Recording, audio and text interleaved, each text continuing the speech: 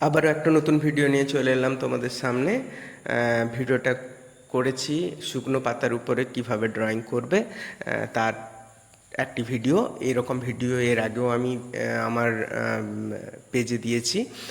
তো যদি সেটা দেখে থাকো তাহলে তো জানোই যে কিভাবে পাতা সংরক্ষণ করেছিলাম। তো যদি প্রথমবার দেখছো তার জন্য জানিয়ে রাখি, প্রথমে আমি কিছু পরিণত পাতাকে গাছ থেকে সংগ্রহ করেছিলাম এবং সেগুলোকে সুন্দর করে পরিষ্কার করে বইয়ের মধ্যে প্রেসারে রেখে দিয়েছিলাম। তার উপরে কিছু চাপ বা ভারী কিছু রেখে অনেক দিন ধরে সেগুলোকে শুকিয়ে নিয়েছিলাম, যার ফলে ফ্ল্যাট একটা সারফেস তৈরি হয়ে গেছে।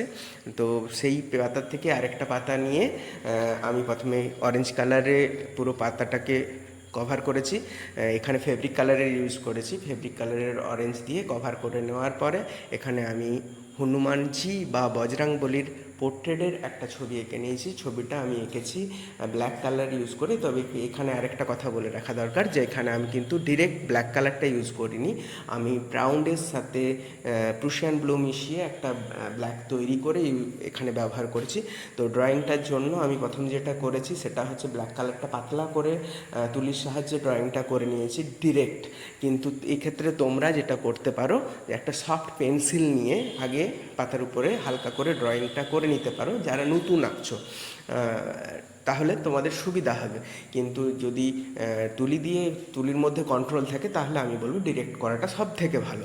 তো আমি এখানে ডিরেক্ট করে নিয়েছি ওই ব্ল্যাক কালার দিয়ে, সম্পূর্ণ পোর্ট্রেটটা সুন্দরভাবে ড্রয়িং করে ব্ল্যাক কালারটা ফিল আপ করে নিয়েছি। পাতলা দিয়ে প্রথমে ড্রয়িংটা সেরেছিলাম, তারপরে আবার একটু মোটা করে সুন্দর করে কালারটা ফিল আপ করে নিয়েছি।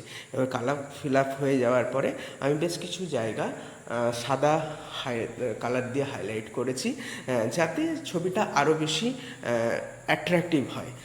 তো এই ক্ষেত্রে পার্টিকুলার যে এই জায়গাটা সাদা দেবো এরকম ভেবে নয়, আমি দেখে নিয়ে ঠিক করে নিয়েছি যে সাদা রঙটা চারিদিকে যদি ছড়িয়ে থাকে তাহলে ছবিটা আরও বেশি অ্যাট্রাকটিভ লাগবে, সেই জন্য সাদা কালারের ইউজ করেছি।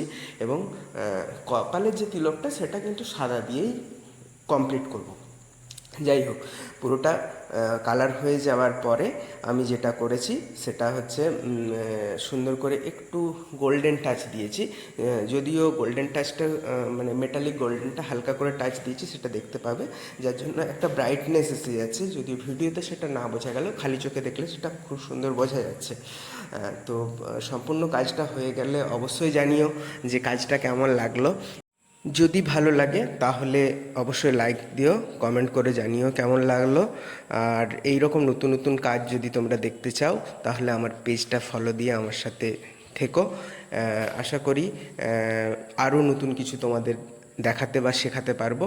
আর তোমাদের প্রিয়জন যারা এই সমস্ত কাজ করতে ভালোবাসে তাদের কাছে শেয়ার করে দিও, তাহলে তাদের ক্ষেত্রে একটু উপকারে লাগবে এই ভিডিওটা। আর আরও এরকম নতুন কিছু দেখতে আমার সাথে থাকো। অসংখ্য ধন্যবাদ সম্পূর্ণ ভিডিওটি দেখার জন্য। এইভাবে আমার পাশে